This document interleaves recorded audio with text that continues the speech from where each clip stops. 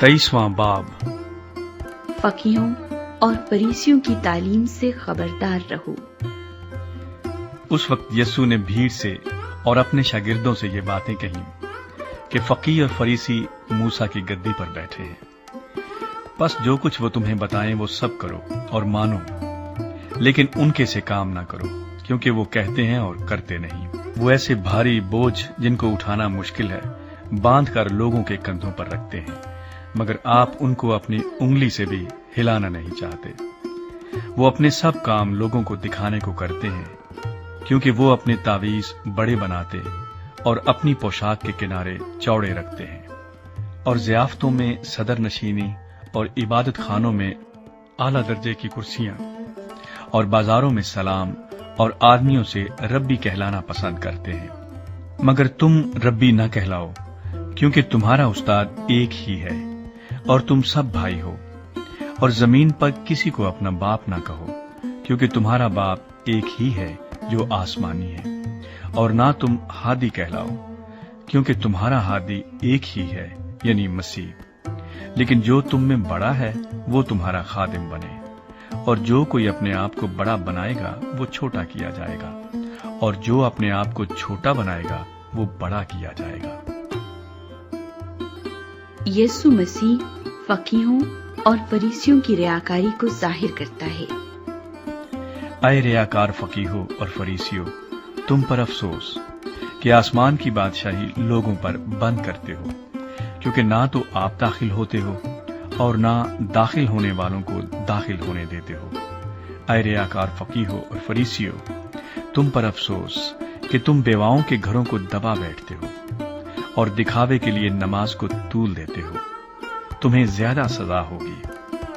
اے ریاکار فقیہو اور فریسیو، تم پر افسوس کہ ایک مرید کرنے کے لیے تری اور خشکی کا دورہ کرتے ہو، اور جب وہ مرید ہو چکتا ہے تو اسے اپنے سے دونا جہنم کا فرزند بنا دیتے ہو۔ اے اندھے راہ بتانے والو، تم پر افسوس جو کہتے ہو کہ اگر کوئی مقدس کی قسم کھائے تو کچھ بات نہیں، لیکن اگر مقدس کے سونے کی قسم کھائے تو اس کا پابند ہوگا۔ اے احمقو اور اندھو، سونا بڑا ہے یا مقدس جس نے سونے کو مقدس کیا؟ اور پھر کہتے ہو کہ اگر کوئی قربان گاہ کی قسم کھائے تو کچھ بات نہیں، لیکن جو نظر اس پر چڑھی ہو اگر اس کی قسم کھائے تو اس کا پابند ہوگا۔ اے اندھو، نظر بڑی ہے یا قربان گاہ جو نظر کو مقدس کرتی ہے؟ بس جو قربان گاہ کی قسم کھاتا ہے وہ اس کی اور ان سب چیزوں کی جو اس پر ہیں قسم کھاتا ہے، اور جو مقدس کی قسم کھاتا ہے وہ اس کی اور اس کے رہنے والے کی قسم کھاتا ہے، اور جو آسمان کی قسم کھاتا ہے وہ خدا کے تخت کی اور اس پر بیٹھنے والے کی قسم کھاتا ہے۔ اے ریاکار فقیہو اور فریسیو، تم پر افسوس کہ پودینہ اور سونف اور زیرے پر تو دہ یقی دیتے ہو، پر تم نے شریعت کی زیادہ بھاری باتوں یعنی انصاف اور رحم اور ایمان کو چھوڑ دیا ہے۔ لازم تھا کہ یہ بھی کرتے اور وہ بھی نہ چھوڑتے۔ اے اندھے راہ بتانے والوں، جو مچھر کو تو چھانتے ہو اور اونٹ کو نگل جاتے ہو۔ اے ریاکار فقیہو اور فریسیو، تم پر افسوس کہ پیالے اور رکابی کو اوپر سے صاف کرتے ہو، مگر وہ اندر لوٹ اور ناپرہیزگاری سے بھرے ہیں۔ اے اندھے فریسی، پہلے پیالے اور رکابی کو اندر سے صاف کر تاکہ اوپر سے بھی صاف ہو جائیں۔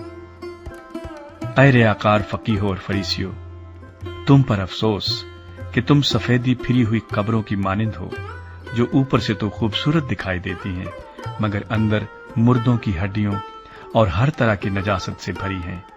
اسی طرح تم بھی ظاہر میں تو لوگوں کو راست باز دکھائی دیتے ہو، مگر باطن میں ریاکاری اور بے دینی سے بھرے ہو۔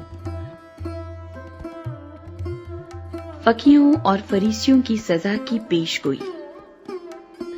اے ریاکار فقیہو اور فریسیو، تم پر افسوس کہ نبیوں کی قبریں بناتے اور راست بازوں کے مقبرے آراستہ کرتے ہو، اور کہتے ہو کہ اگر ہم اپنے باپ دادا کے زمانے میں ہوتے تو نبیوں کے خون میں ان کے شریک نہ ہوتے۔